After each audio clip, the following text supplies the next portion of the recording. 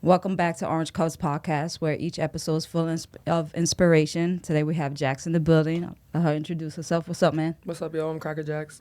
All right. We're going to just get into your childhood a little bit. We're going to start off from the very beginning. So tell me about your childhood. Where are you from and how was life like as a kid? So I grew up in a little town upstate New York. Okay. Well, not really upstate, but upstate for people in the city. Yeah.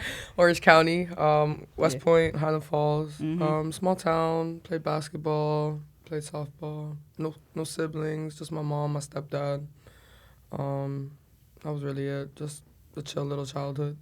Chill. You were the only child playing a lot of sports, keeping active during your childhood. Yeah, 100%. Did you play sports throughout your whole like elementary school, middle school, and high school? I started playing basketball and softball in like 4th grade, and eventually started playing in college too as well. Only played for like 2 years.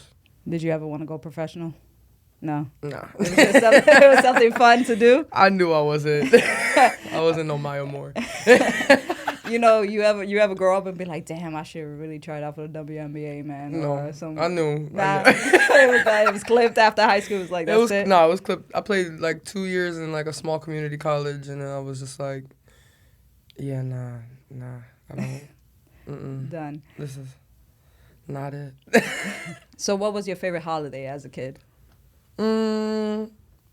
Whoa, that's a good one. Well, growing up, like, at my grandma's house, we always used to do, like, holidays as a family, because I'm an only child, but I have 5 cousins that are all, like, my sisters. They're all sisters, but they're, like, my sisters. Yeah, we just grew up. We would go to my Nana's house. Probably Halloween, though. Okay, what about Halloween?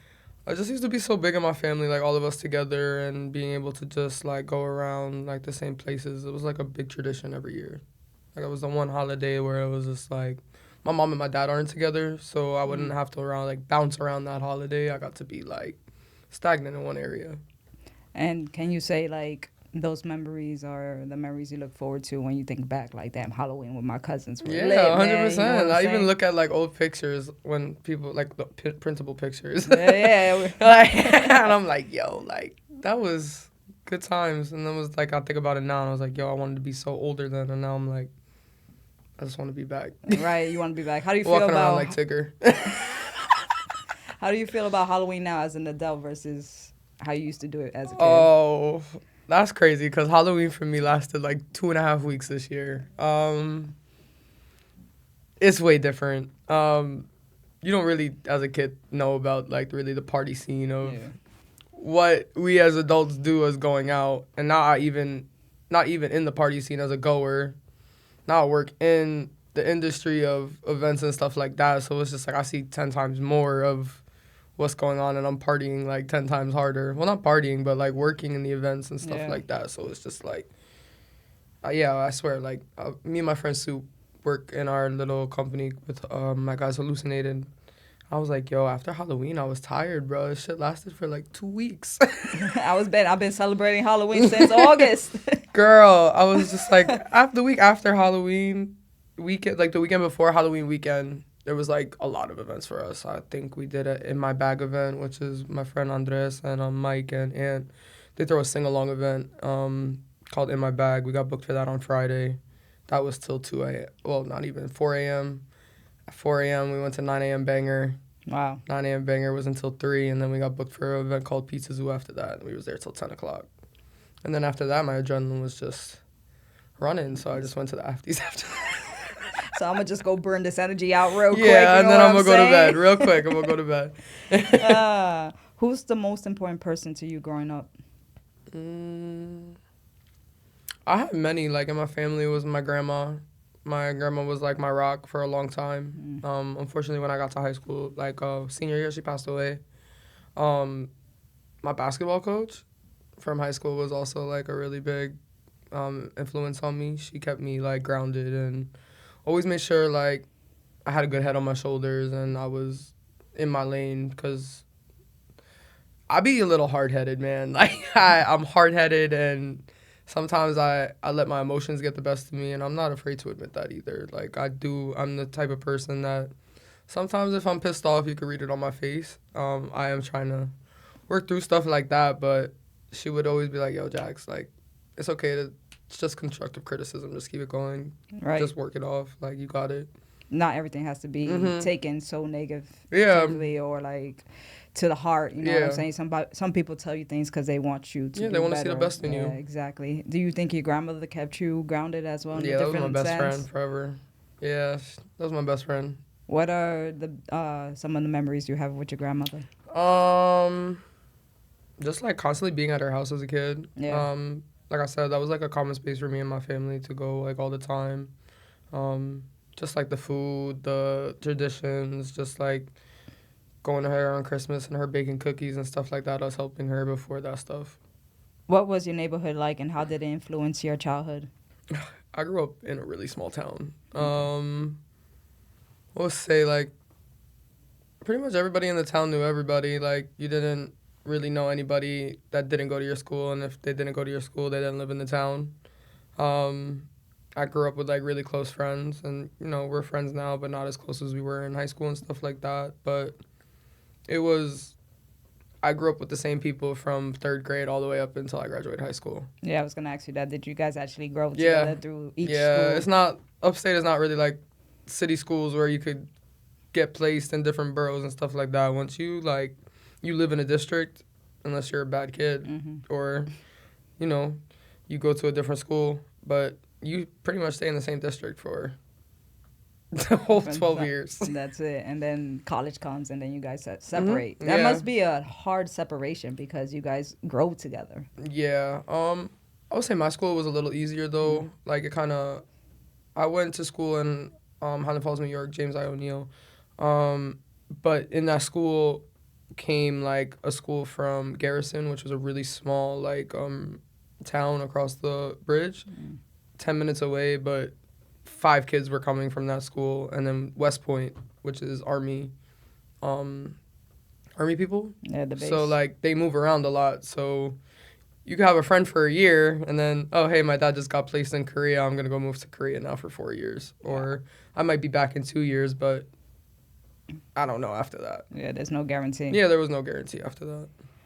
What are some lessons or values you learned during your childhood that you carry with you today? Loving hard on people. That's my biggest positive, but also my biggest negative. I really,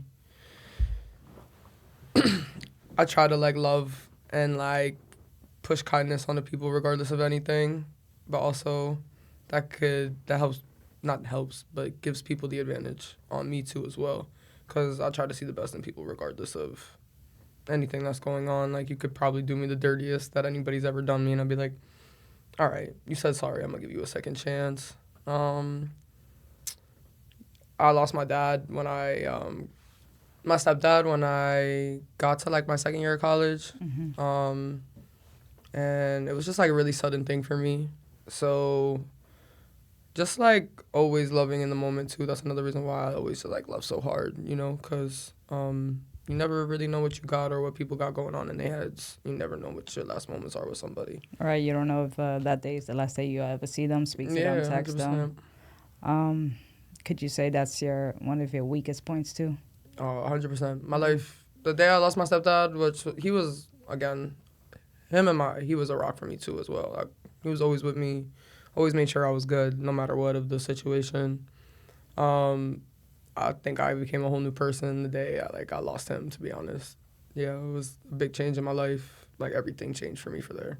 What were the changes that were made when you lost them? So I lived in a small town with my best friend, and like me and my best friend been best friends since college. We lived together since then. We lived in a small town in Sullivan County called Monticello. I had no car. I didn't drive at the time. I was 2 hours away from my family. I literally just lost my stepdad so suddenly, and I was just like, she was just like, yeah, Jaxx, like, I see you. You're not like yourself. Like, you're so down. Like, I was very skinny and very small, and then she was just like, yo, we got to change your lifestyle. We got to change your head up. And thank God for her, because she moved to the city. That was probably like one of the best things that happened, because it like opened my brain. It put me in a new space and like helped me just become a better me and like a new me, and not like be able to just be like, all right, I'm just sitting here in the house and just, because sometimes when you upstate, you don't got a car and stuff like that. you stuck. Yeah, You really stuck. And like I said, I'll always forever be grateful for my best friend because she literally took me out of the darkest place I've ever been in my life. Can you say that's one of your darkest moments in life? Top 5. 100%. Probably my number one. Yeah. Were there any challenges you faced growing up, and how did you overcome them? Yeah, I would say that. I didn't grow up with much. Not my mom did what the best she could with what she had, but I was never the kid that always had the freshest J's or like the nicest clothes. Sometimes I know one of me and my mom's biggest fights growing up was like I didn't want to go to high school in the same shorts that I wore to 8th grade. And now it's just like I'm an adult and I'm like, I don't care about that stuff. Like, Yeah.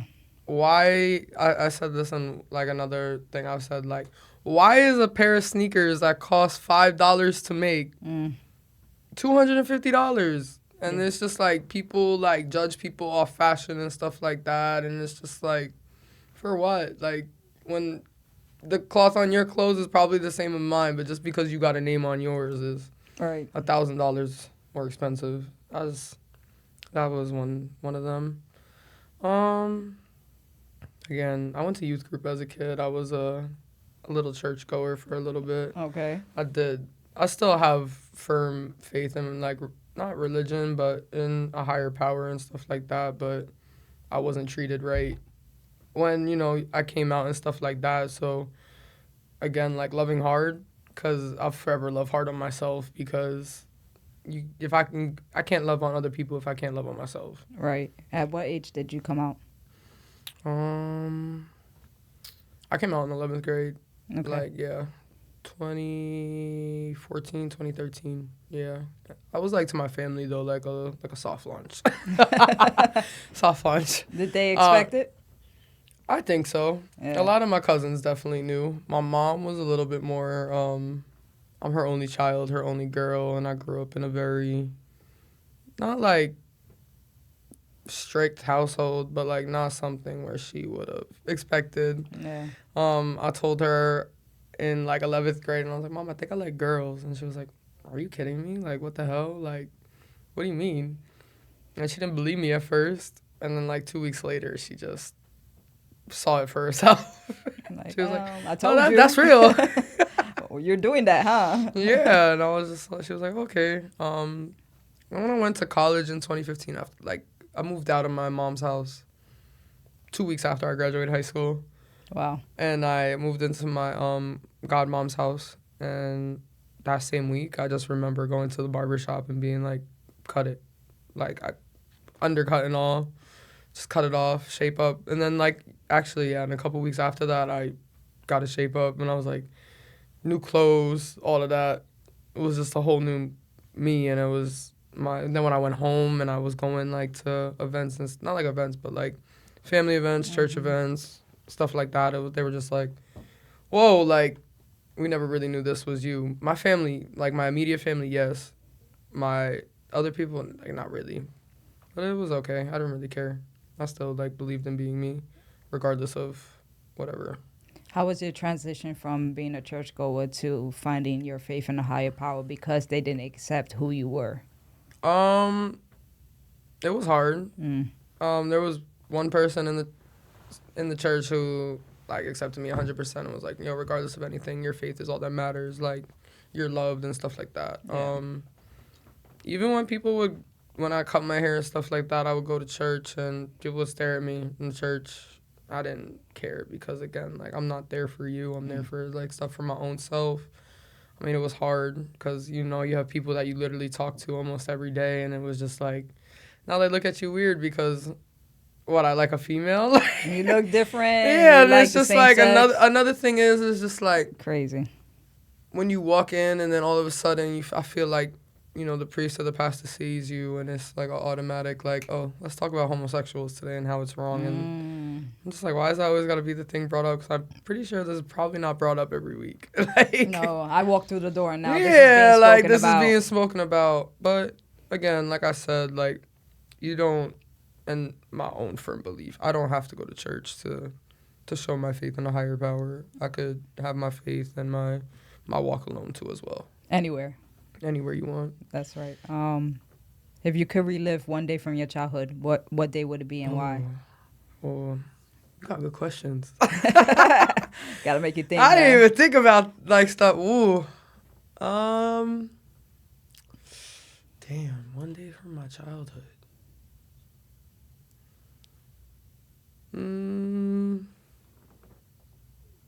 Maybe just like a day like going to the pool with like all my cousins and stuff like that, or like. Actually, I lied. Childhood, no. Maybe like back to high school to play like a high school basketball game. Like, Okay. I'd love to go back and like. Play. Yeah. Yeah, I miss that too, man. I miss playing. Like I miss the competition. I'm a very competitive person. I don't miss working out 6 days a week. Word. I don't. But I loved like being aggressive and like being able to like work off towards something. I think it was a lot easier for me to go to like basketball practice and work out and have somebody yell at me to work out. Yeah. Because when I first started high school, college, I was a little bit bigger, but I lost weight mad fast. So my second year of college, I was like 125 pounds. Wow. My coach would always be like, "Yo, Murph, like you gotta like before that, like you got a refrigerator on your back. You gotta get out of here. You gotta get out of here." But then I love that though, and now I go to the gym now, and I'm like, damn, like I don't have nobody to yell at me like to push me to like do that. So it's different, but I would love to go back and probably play a college or a high school game. Yeah. So if you guys looking for a pickup game, we are ready. We'll stretch it out one time. I don't know if I can. I don't know if my body could do that. Maybe a couple free throws, a game of horse. So how's life as an adult living in the Heights? So currently I just actually moved out of the Heights. So I live upstate New York right now. But I'm trying, in the next couple months, I'm gonna move back down to Yonkers, Mount Vernon, because I work in Mount Kisco, so it's like a long drive and stuff like that. I love the Heights. I love the culture of the Heights. I love, you could walk anywhere and, get food, all the cultural food. I love Dominican food. Everybody there is, we all know it's not the best area, but it's also the best area for me personally. I love Dykeman. Well, I grew up, I wouldn't say grew up. My party life grew up in Dykeman. Yeah, man. I feel you on that one. I feel you on that one. I used to be at Toboga every weekend. Me and my friends. I used to drink a lot there. Where my party life started, loving music and stuff like that. Now, it's just like grows into like where I am now with my media and visual career too as well. The drinks were affordable back then. Yeah. Like in the Heights, man. Girl, I used to go to brunch. Yeah, there you go. I used to go to brunch from 3 to 5, and then me and my friends would buy bottles from 5 to like 2 o'clock in the morning, and just but like you said, it was affordable then. Maybe not affordable, but like it wasn't what it is. It wasn't what it is now, because I'll tell you now, like I go out to Dykeman and I work events there, and it's just like they play the same music, and no disrespect to there, because I know that's the culture, and I understand that and stuff like that, but same music. Same crowd. Not just same crowd, just like it's dead. Like I haven't been up there in a minute. If nobody's shaking ass, it's dead. Yeah. And that's not really like what you want to watch people like smoke hookah all night. Like I want to go there and have a good time. People don't party no more. Depending on the event. No, yeah, you're right. Depending on the event, 100%. 100%. I agree on that. I know when we were getting to know each other, I asked you about yourself, and you told me you worked with people with disabilities. How did you get involved with working with individuals with disabilities? So I worked at Junior's Cheesecake on 49th Street. Okay. When I moved to the city. Always, when I went to college, my background was in education. Mm-hmm. Always loved kids. I want my own kids. I love kids. I was like working around the clock there, like 6 days a week, not really making a lot of money. And then my best friend was working at a school up on, I think it was like 99th Street at the time. And she was like, hey, like I'm working at this school. Like, I think you would love it here. Like, I think you would do amazing. And I went for an interview that week, and then I started like the next Monday, and I quit my job, and I was just like, yeah, I'm out of here. I started working there, and yeah, people with disabilities, I have so much love for them more than even normal people. I love them so much. Even if my career in media took off, I would still do this job to this day.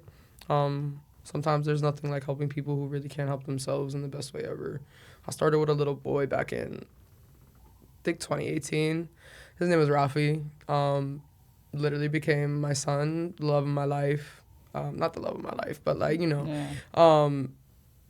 I watched him learn how to speak. I watched him learn how to do like so many things that thousands of people would say he would never be able to do in life just because of his disability and his condition. And I watched him conquer them all.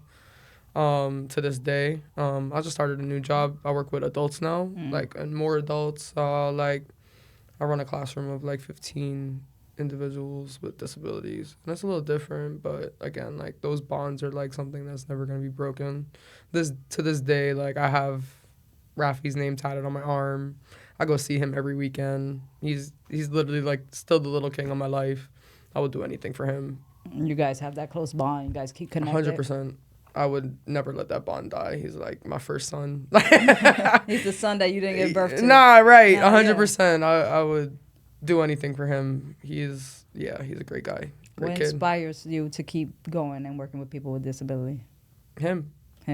Yeah. That's amazing. He definitely, like I said, when my dad died, I really didn't have like a constant, because I was so sad and stuff like that. But like a year later, I started working with Rafi, and when I started working with Rafi, like thing changed. He made me so happy. He was like a constant, like, if I had the worst day in the world, I could walk in and he'd be like, "Hey, Jackie, like, I love you so much." Or even now, like, I go to his house and he's like, "Jackie, I missed you so much. Aww. Like, you came to my house to see me."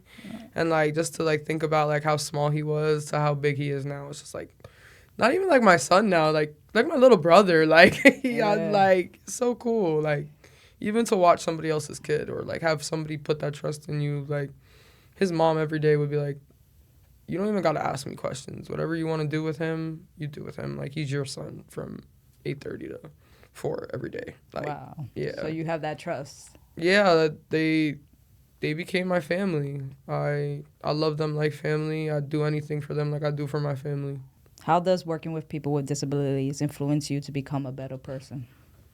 Oh, 1,000 ways every day. When you see that somebody can't do something for themselves, and then you see like how much gratitude they give when you help them, or even like on the streets too, like, yeah, homeless people. It's a big thing in New York City, right? Sometimes I don't even have $1 for myself, but if I have those 50 cents in my pocket, what does it take for me to be able to go home and eat, but this guy's sleeping on the street? Right. And I get it, like, yo, crackheads and stuff like that, but you want 50 cents to go do whatever you want with it, then go ahead, because, but I just also, like, I'm never going to be mean to someone, because you never know what people got going on either. Right. Do you think when you started working with people with disabilities, it was like a rebirth for you? You found a whole new meaning to life? Yeah, and kind of in a way, 100%. It felt like nice to be able to help people and not, like, always have to have a pat on your back. It became, like, normal. Like, hey, like, I need my diaper changed, or I'm hungry and I need to be fed, but I can't feed myself because my hands don't move the way your hands move, but you can help me, type thing. You know what I'm saying? So, yeah. Do you try to put out there, like, people really do sometimes take advantage of what they're capable of when you work with these kids and adults? 100%. Yeah. You really don't know what it's like to be able to get up and be able to get out of bed every day, compared to somebody who's non-ambulatory and they can't even get out of their beds themselves, and if you like fall out of their bed, it's, how can I help myself if I'm alone, type of thing.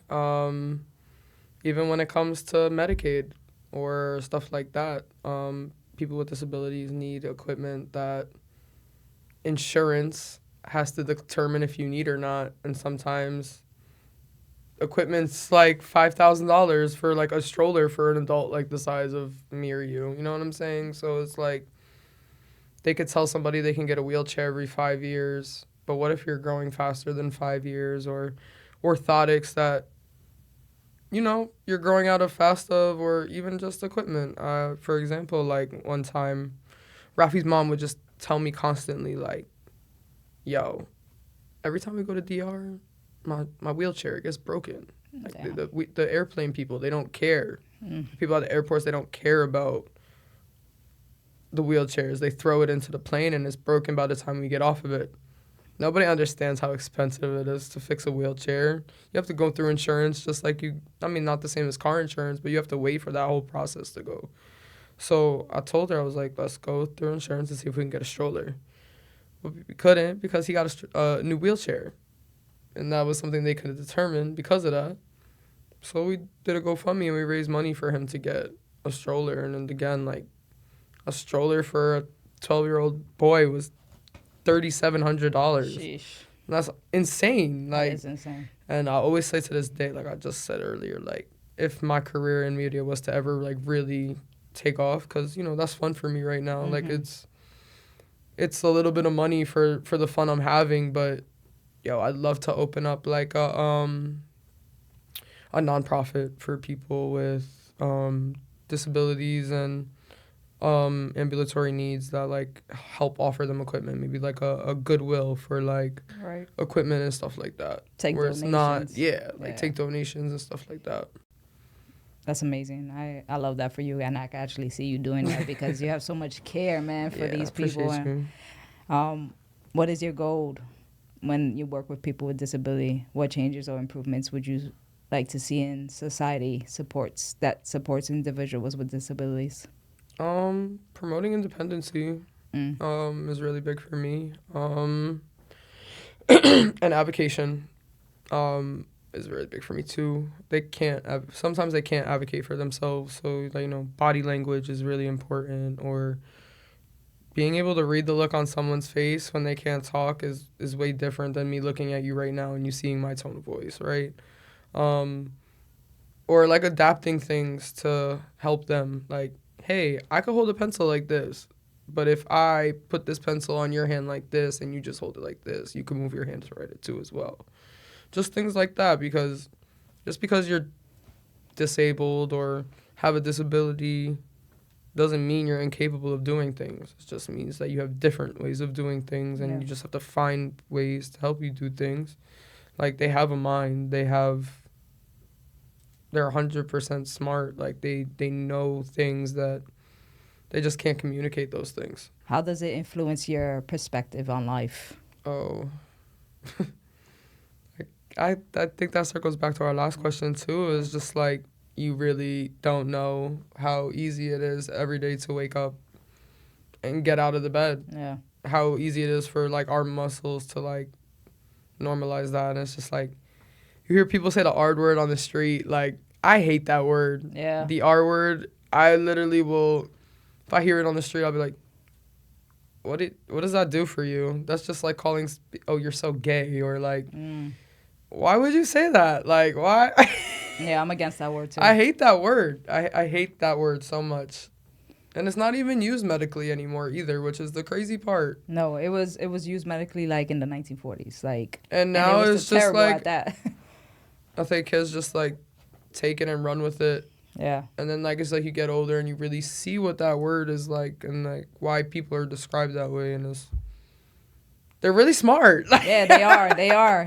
They're like, all my individuals, all the kids I've worked, they're so smart. Like, even if it's something as simple as like, I want attention and I'm gonna scream for it until I get it. Okay, but that's how you're getting attention, or like, yeah. Yeah, I feel you on that one, man. We're gonna change it up a bit. I'm gonna ask you, how did you get into videography, and how did that turn into VJ over time? Yeah. So in 2021, I started attending this event called 9 a.m. Banger. As a party goer. Okay. As a party goer, yeah. I went to the first one and I was like, who the hell fucking parties at 9 a.m.? What the hell are you bringing me to, Lisbeth? That was my friend at the time. She brought me there, and I was like, all right, let's do it. Girl, we got online at 8:30. I didn't get into the building until 10:30. That's how line the long was at Harbor. And I was like, damn. And then we got in, and like, the 2-hour open bar was great. Like, but again, like, I really wasn't into DJing music at the time. Like, again, I told you, I was very familiar with just going to Dykeman and hearing reggaeton sets all the time, the same Bad Bunny, Anuel, bachata, merengue, all that kind of stuff. Then when I went to that 9 a.m. banger, and I was like, oh, this music's fucking lit. Like, I didn't even like house music either, and I was like, oh, this is lit.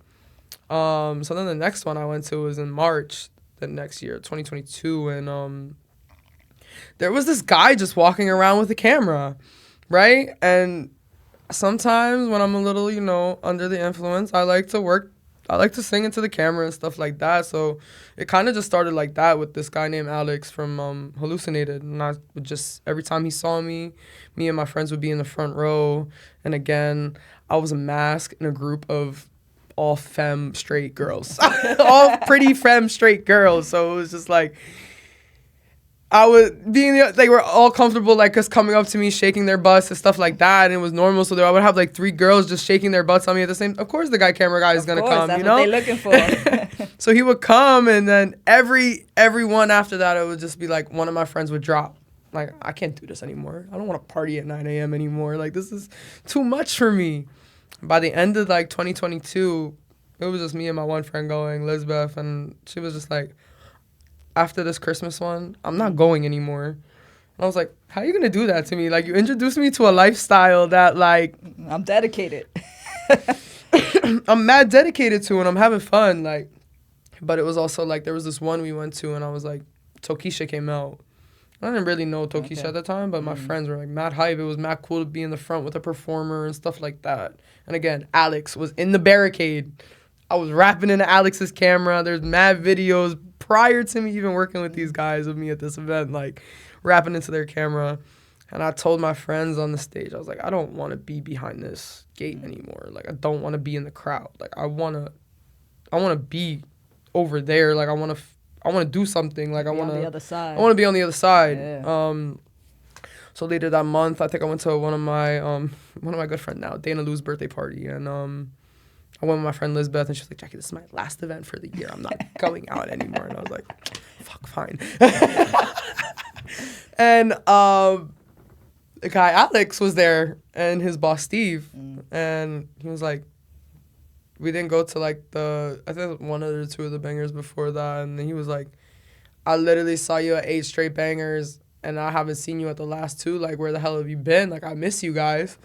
And I was like, I'm not going to go alone to, like, an event that I don't really know anybody at because my friend brought me here. He was like, come to the other side and get a different perspective. So I met with Steve a couple weeks later. Actually, I lied. I gave it a couple months, and then I hit up Alex, and I was like, were you dead ass? Like, you think, like, we could actually do something here? Like, no experience or anything like that. Like, yeah, I could do some camera work, like, and stuff like that, but never really worked in this field before. And he was like, all right, let's jump on a call. Let's get on it. And I got on a call with Alex and Steve was like, your energy's great. Like, I know you from seeing you in the videos. Like, let's work on something. Let's see if we could train you to do something. And I was like, let's do it. I started interning with Hallucinated.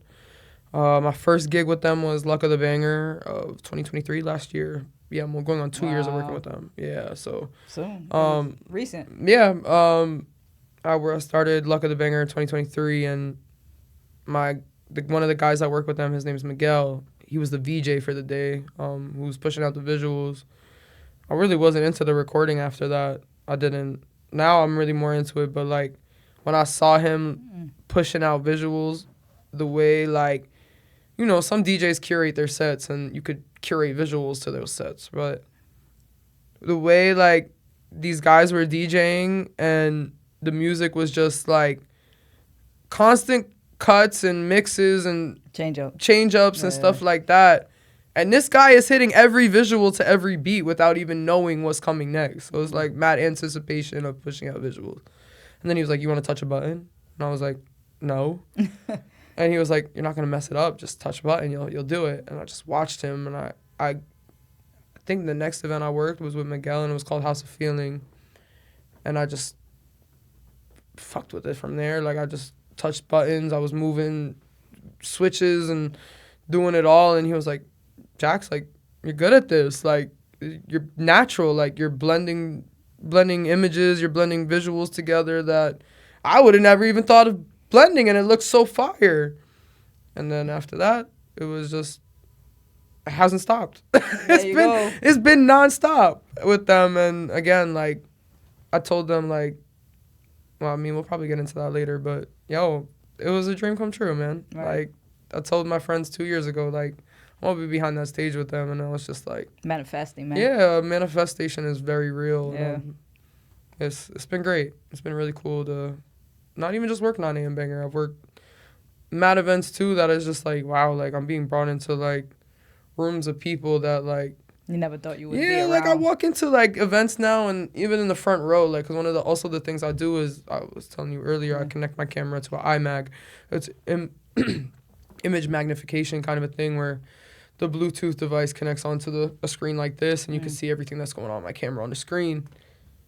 You know what it's like? People go to the front row for me and Alex sometimes because they know that, like, they want to yesterday, I worked a 9 a.m. banger yesterday.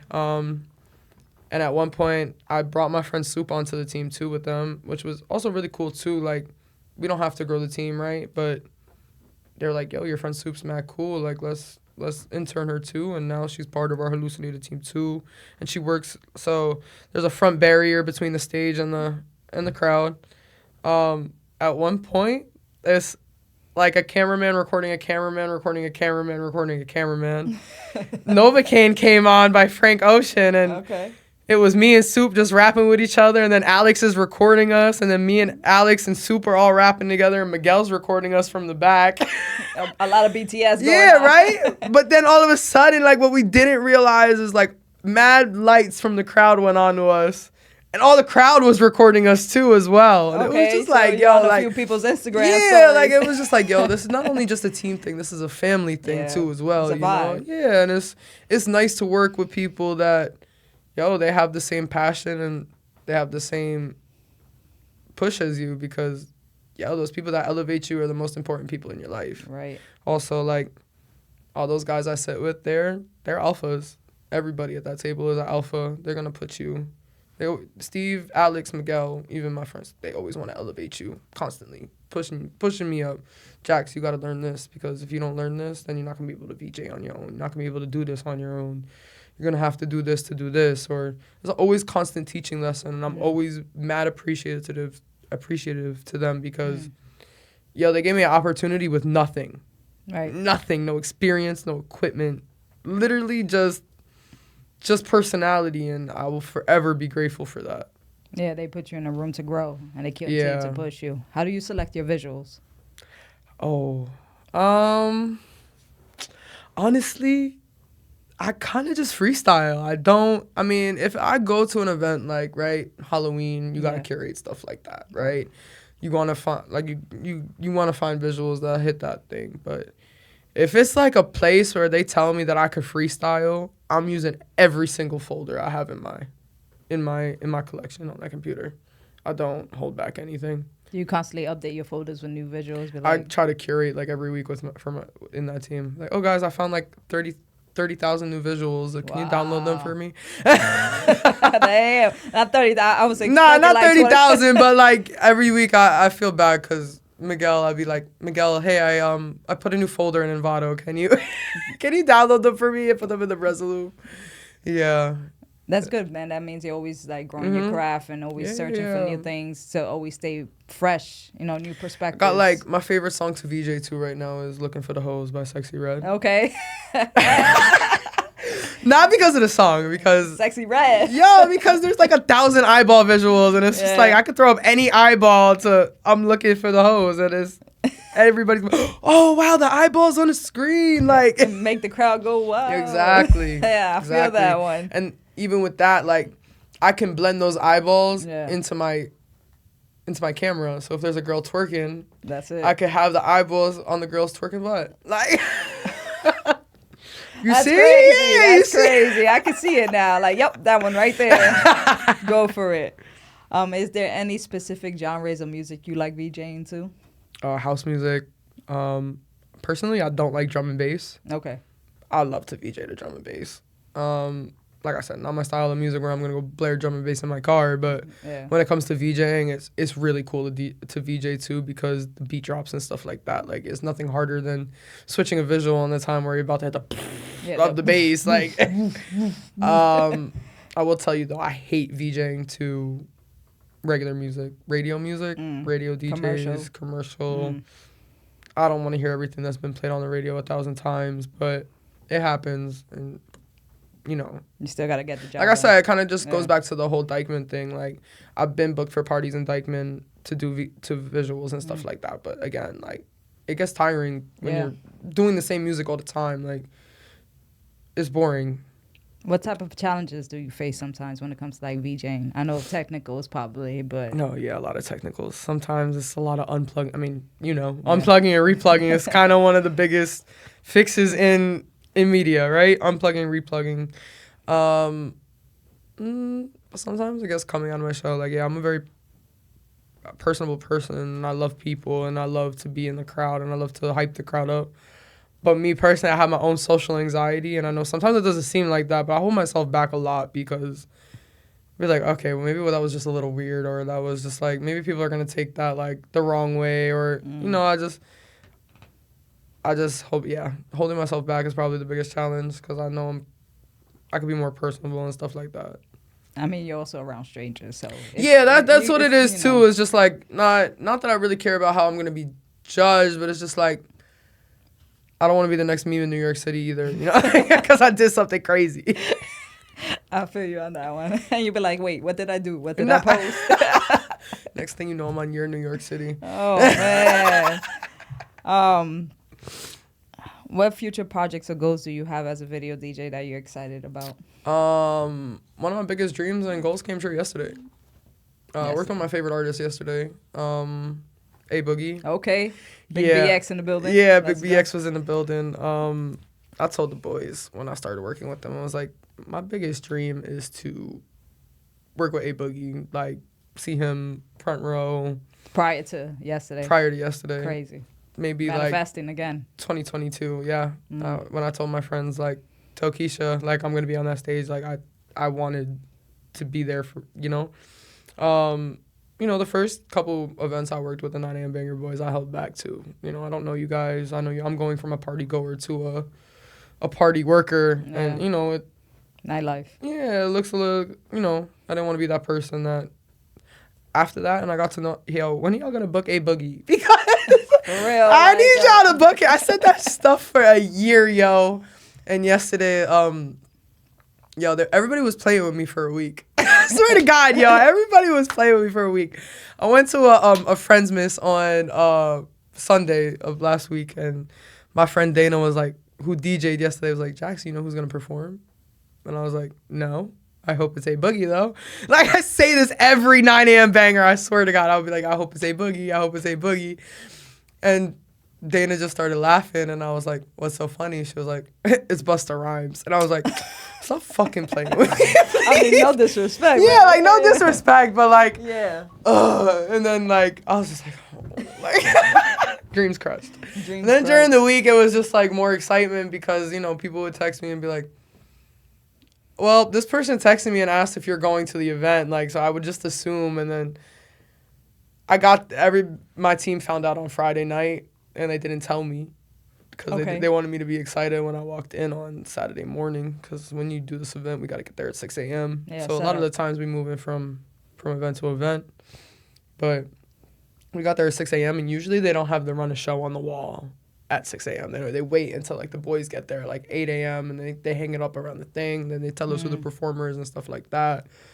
But when we walked in, the run of show was hanging up, and I just turned around, and I saw the name, and I was just, like, crying. I was just like, guys, I'm going to have a panic attack. I always did tell them, too. I was like, yo, if I see A Boogie, like, I'm going to pass out. Like, I'm going to pass out. Like, and I was trying so hard yesterday, and then, the 9 AM Banger Boys kind of made my dreams come true too. They were like, Jaxx, like, let's go. They let me take a picture with him. They let my partner Soup take a picture with him. It was like the only two people besides the party promoters that were able to take a picture with him too. And it was just like, one of the guys, Kenny, he was like, yo, she's been asking for you for like a year, man. Like, we kind of just, you know. We booked you for her. Yeah, like. I'm just letting you know. And it was just like mad cool, like a mad, like full circle, like surreal moment. So that was definitely one of my goals. Another one of my goals, one of my boss's goals too. I think two of my other goals would be, I want to do like a VJ DJ face off. Okay.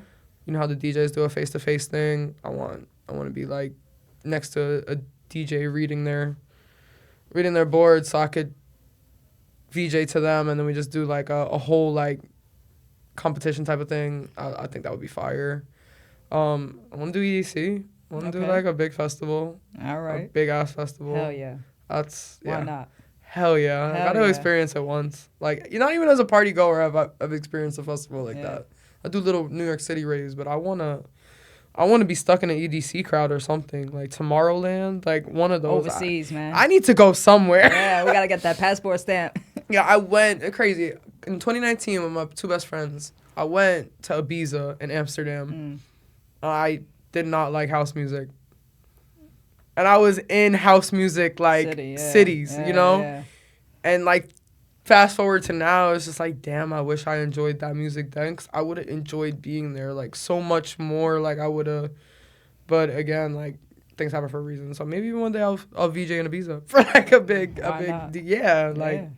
I can see that. How do you maintain your mental health, physical health, while working in an often high-energy, fast-paced environment of the nightlife industry? I would say sleep, but I don't really sleep. Anybody that you meet and will tell you about me is I work by the motto of sleep when you're dead. Like, and I don't mean that in a nasty way. It's tatted on my arm and everything. Like, I chase like, not even just like, sometimes it's not for money too. Like, the networking and the experience is 100% worth it. So like, maintaining my mental health, probably sleeping during the week after my job. Like, I'm at 9 to 5. Those are your off days? Like when you know you have to go home and sleep. Yeah.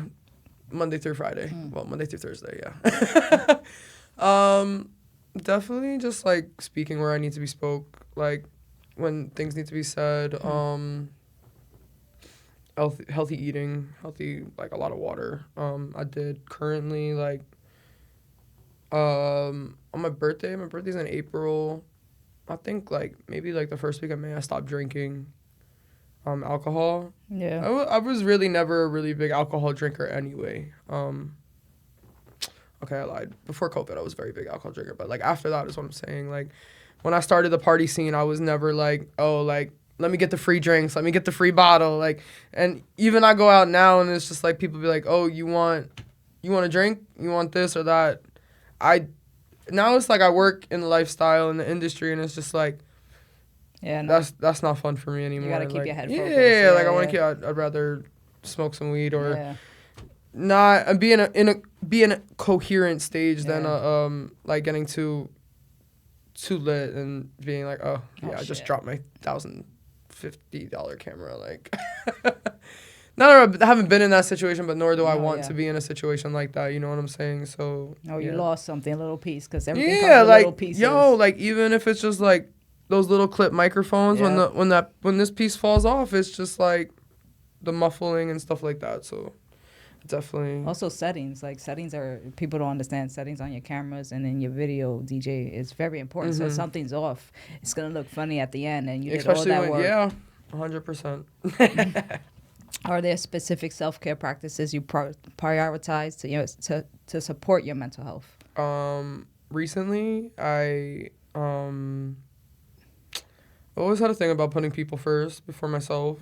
I've lately been trying to put myself before people. For a positive way. Yeah, for positive ways. Because, again, like I said, I love really hard on people, and I really pry on that. And I'm always about, like, people loving hard or treating people just the way you want to be treated and stuff like that. And I've also had to learn to become a little mean too. Like, I don't like confrontation. I don't like being mean to people, but also I have to realize like that's a part of life too as well, you know. Learning how to say no. Yeah. Yeah. 100%. And that's also, again, besides like loving hard being one of my biggest negatives and positive, saying no is like one of my biggest negatives. Like I don't like to tell people no. I don't like to feel like I'm letting people down. Like I don't like that feeling of, I just get mad anxious from that. Like I deal with a lot of anxiety all the time. Like I pretty much built on anxiety, I feel like sometimes. So it's just like I try to avoid all that stuff so I don't have to feel like that. So like when I have to tell somebody like, hey, no, I can't do that, it makes me feel like I'm letting someone down, or like someone's gonna be disappointed in me for that reason. So that's definitely, yeah. I'm glad you're working on that. It's Yeah. really important, and you're not saying no to be mean or to be Nah, yeah, 100%. Messed up in any way to anybody. That's not even just like with events too. personal. Like my friend has been teaching me, like sometimes I'll be like, oh, I miss my nephew. I told my nephew I'm gonna go see him and stuff like that. And my friend will see me, she'll be like, yo, but you're tired. Like, why don't you just go home and sleep? And I was about to tell my nephew I'm coming, but she was like, Jaxx, you could just say no. Like, it's okay to say no. Like, you can see him another day. It's not like you don't go and see him, but it's okay to say no, like, and put yourself first. Yeah. Can't always put people first. And that's family, friends, industry. You're not gonna be okay if you're not okay. Right. How can you have that energy for your nephew or whoever it is you want to see? If you're not 100% yourself either. Exactly. What strategies do you use to create boundaries between your work life and personal life? Or are you working on that? Yeah, that's another thing I'm working on too. That's all right. We're all working progress. Yeah. Work in progress. Yeah. How do you cope with late hours and irregular schedules typical in the nightlife industry? Yeah. Girl, I don't even know how I be doing it sometimes, because sometimes I don't sleep from Friday to Sunday. Wow. And again, like, pure adrenaline. Like, if I'm going to be working. It's passion. Passion too. Like, also, I was actually talking to this about with my boss last night when we were on that long drive from Newburgh. Community. A lot of the people we work with, we work in a community of people, like the same, same DJs, same promoters, same events, where it's a community of people. And again, many hands in the pot, but many hands that want to help many people. How do you manage stress and prevent burnouts when faced with the demands of your job? Like, do you know when to stop? So, when anybody's like screaming. So since like my birthday in April, like summer was 100% like booked up, man. Like I could say like from summer to like maybe Halloween, man. I was running like on go, where I was working my 9 to 5 on Monday through Friday. Yeah. Fridays after work, I would shoot down to the city and go to an event and just not stop. I didn't stop. I just kept going. And my friends would be like, yo, Jaxx, like, you need to take a break. Like, it's been like 4 months. Yeah, it's been like 4 months. Like, you're just going and you're going and you're going. And, I didn't even realize it. And the whole month of November, I pretty much, like, I didn't take no, like, really bookings. I just kind of just relaxed and took space for myself. And in that time, I really realized, like, like, somebody a couple weeks ago said to me, like, you ever think, like, sometimes you just, need more sleep? Yeah. Like, sometimes, like, I be catching myself with an attitude, and I know that. And you ever think you get that attitude because you don't sleep? Like, you're not that person. Like, you're a nice person. Like, yeah, that's not you. That's not you. Like, I know you haven't been sleeping lately, but do you think, like, that's really it? And I don't think so. But then I was just like, it really hit me this week, because there was, like, a day this week where I got no sleep during the week, and then I went into work, and I was just like, I'm really not feeling this today. Like, I don't. You're being grumpy. Yeah, I'm grumpy because I don't want to be here, and I'm tired. And I was just like, that day I went home and I got sleep. I woke up the next day and I was just like, oh, I feel like way better, way refreshed. Like, not realizing like, yo, sleep is actually like really important. Yeah. No, it is. Between that and water, man. Yeah, 100%. Yeah. When I stopped drinking, like, circling back to like that whole thing when I told you I stopped drinking in April, like heavy, like period, like I really stopped, like all. Cut it. Yeah. Like I said, it was nice to have a drink here and there. You go out to events, you get free drinks, cool. But in April, like after my birthday party, I was just like, oh, I don't feel well. Started to hit different. Yeah, it started to hit different after the 27th birthday, and I was like, damn. Like, yeah, you get into that age where it doesn't feel nice. And then, like, after that, I was just like, yeah, no, I don't want to drink. Like, anytime I go out, my friends would be like, yo, you want to drink? You want to drink? You want to drink? No, I'm okay. Like, I'll just drink water. I'll just, smoke and stuff like that. Yeah. Again, like I said, I like to be coherent, too, so it's just like, drinking a lot more water, like, and a lot of that. When I first started with the guys, I was my heaviest weight, like 260.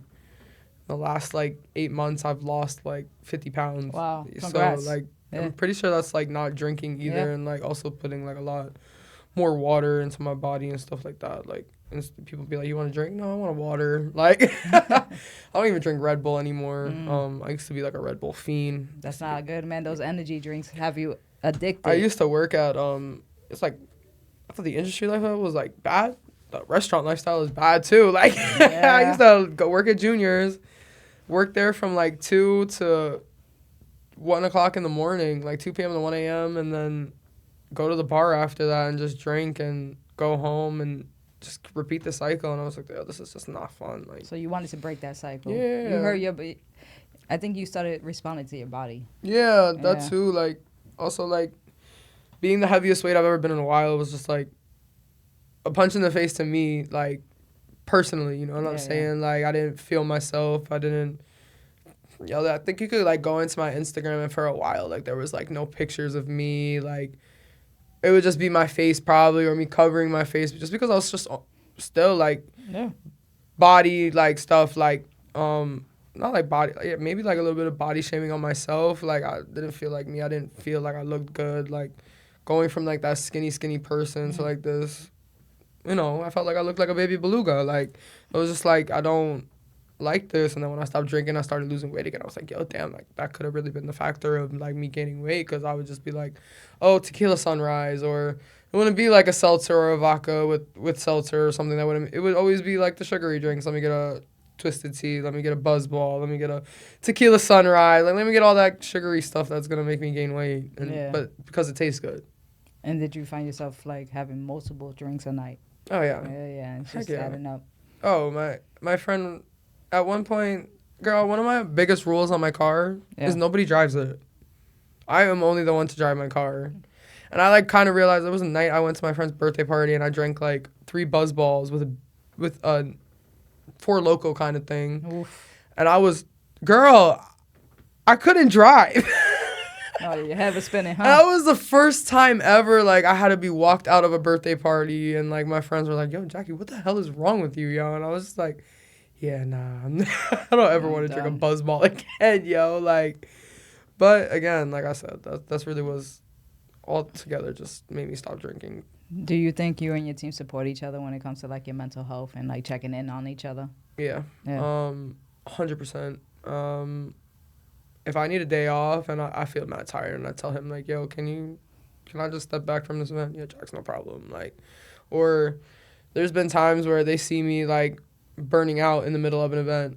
I think it was like a weekend where we worked like again, it was like Bodega Rave. I don't know if you've heard about that. It's like one of the biggest popping things in the Bronx right now. I was working at Bodega Rave in the Bronx. We worked out until like 5 a.m. Next day we worked at 9 a.m. banger until 3 p.m. And after that we were with that small window in between of 3 p.m. and 10 p.m. My body was crashing, even though I was just relaxing and I couldn't fall asleep. But I got to the next event, and 2 hours into the event, I'm sitting on the bench in the middle of a club just falling asleep. Wow. Who could fall asleep in a club like that? I mean, your body will. Yeah, my body was falling asleep, and he was just like, yo, Jaxx, like, you good? Take a step back. Just go to the car, like, relax and get yourself, like, even if you got to go home, just go home. Like, always, hey, you need food, you need something, you want to talk. If I got personal things going on in my life and I need them, they're there 100%. You have a supportive team, and I love that, because not a lot of people work at nightlife industry is not always so supportive. Like, a lot of people are against each other. So when you have a team that's not, that's really important to hold on to. What advice would you give someone working in the nightlife industry struggling to find that work-life balance? Put yourself first. I mean, yeah, money's nice. We all know money is nice, and that's what we're really doing it for. But also just know that this lifestyle is a personality of yourself too. Yeah. It's not your actual self. You know what I'm saying? Because some people, like, they go outside and they just change who they are as soon as they walk out their door, and it's not really who they are on the inside. No. So not everybody not everything everybody's giving you is what you're gonna get in personal, like when you meet them back. Right. That leads to my next question. What role does social media play in shaping young people's mental health? I it was crazy because I had this conversation with my cousin and her friend a couple weeks ago because she was just talking about like the likes that because she's younger than me, she's way younger. Yeah. It's like 22, 23, but I know I'm 27. But in social media generation, I feel like that's mad younger because the younger generation's probably off social media right now. If I don't get this many likes on a picture, I mean, I used to be like that too, right? I don't get this many likes on a picture, nobody's gonna like me, right? And my cousin like was building her Instagram and it got hacked, and then she had to start all over, and I was just like, but I want to post this picture because I want this like for the likes and nobody cares. Yeah. Nobody cares. Just because you posted a picture on Instagram and it got 130 likes one time does not mean you're going to get 130 likes every time. Like, I could tell you, like, I post a picture one time, I could get 15 likes. I could care less. I'm going to still keep the picture up. I'm posting for my own. Yeah. Like, you want to know where I'm at and I'm posting stuff like that, fine. But you don't have to like my picture. It's not serious like that. Like, What role do you think social media plays when it comes to your business? See, that's a big one because, like, now everybody is on social media to promote that, right? So you don't know what people are doing unless it's posted. Unless you're moving with them physically. I feel for personal stuff, no, that doesn't matter. I got my personal Instagram page.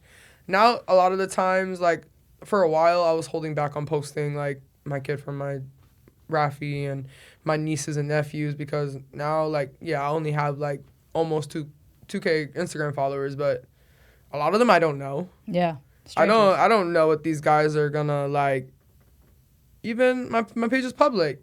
You know what I'm saying? So I don't really know what they're gonna, okay, it might be a video of me playing with my nephew, but what is that video doing for you? Yeah. You know what I'm saying? So it's just like to watch that. But then when it comes to business, it's just like, yo, my team just went and worked with Travis Scott in Las Vegas. Right.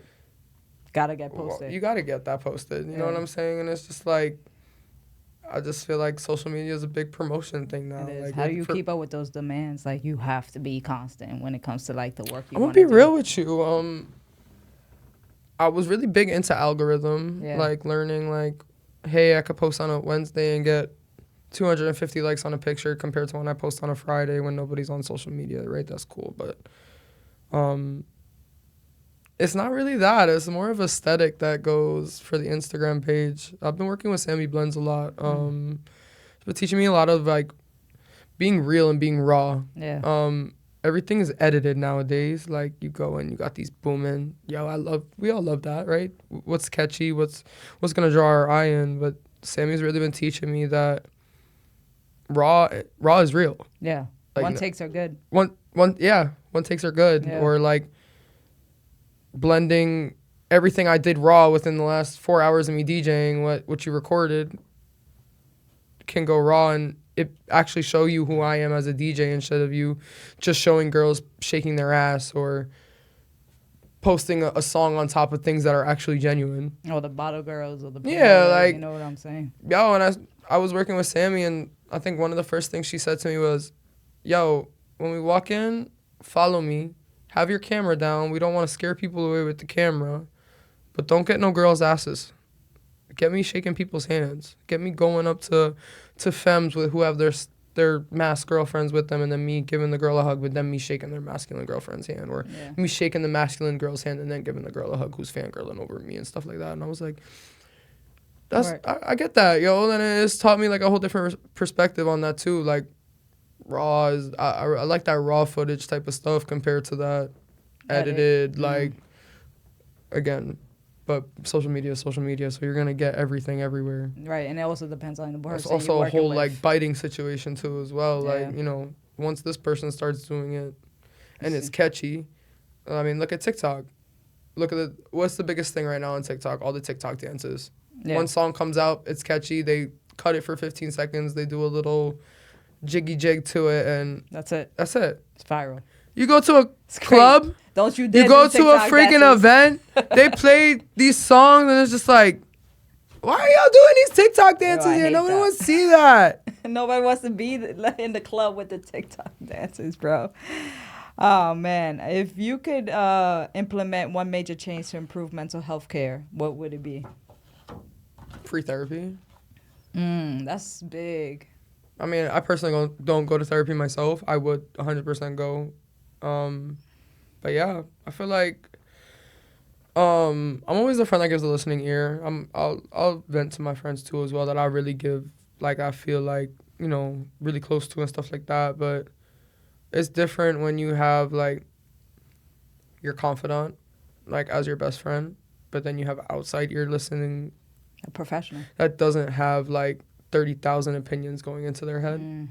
Like, you know, when you talk in a friend group and there's like 10 different opinions compared to like, and then you got the one person who is mutual, and then like 3 other people like arguing, and it's just like, what's the mutual person gonna do on giving advice? It's I don't want to talk crap about this one. They go talk about, we don't want to do that. So I have that outside ear with is good to have that other sense. Yeah, I think free therapy would be Change the world. Yeah. I think a lot of humans would be more nice. Hours in a day. Yeah. More for you. Yeah, definitely. I can see that. And in the night. 100%. 100%. What advice would you give to someone looking to start their career as a video DJ? Follow your dreams. Manifest it. It's not Learn something. it. Yeah, learning. I can tell you now, I still don't know. Well, I've been doing this for 2 years. I don't even know half the time how to even, like I said, I know how to curate visuals. I know how to VJ I don't know how to put them in a folder though and put them in the program. It's just still things I'm learning. But learning is a process, and not everything happens overnight. When I started working with the guys, I was probably in one of the worst situations in my life. Not one of them, besides my dad passing away, but I was about to be like homeless and stuff like that, and they worked with me, and besides anything that went on, they pushed me to be 100% me and grew me from there. And I would not be that, like, the VJ or the media person I was without them influencing me to be positive and be myself. You think they helped bring you down a path that you didn't visualize for yourself? 100%. Yeah. Yeah, I never even knew visuals were a thing. I never realized that. I never, like, would go to a concert and be like, look at the visuals. Wow, like, look at that stuff on the screen. Like, but you don't know what people are doing behind the scenes to actually do that stuff.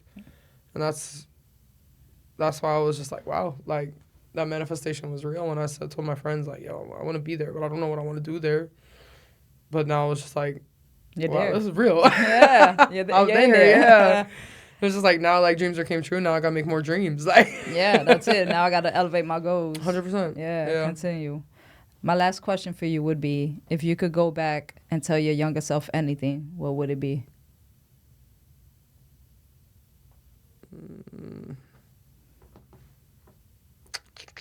Keep going. I mean, I always kept going, but, like, it gets easier. It's never going to stay hard, or stuff's always going to get thrown at you. Like, just don't back down. Like, nothing's ever going to come to you easy. Like, it's a work. It's like a work of art type of thing. Like, art is always, you could put this little, like, dent in it and it'd be a little bit better, but it could always grow. Yeah. Life is life. Life be lifing. Life be lifing, I know. So let them know where they can find you, man, or your social medias. Instagram, on Instagram and TikTok, __ Cracker Jaxx with a K. All right. XX. Thank you. You already know where to find us. Orange Cuts Podcast on Instagram, Orange Cuts Podcast on YouTube. Comment, like, subscribe, go follow. And you already know the next event's going to be posted. If you want to show love, show love. You already know. In my bag, December 28th. Hey.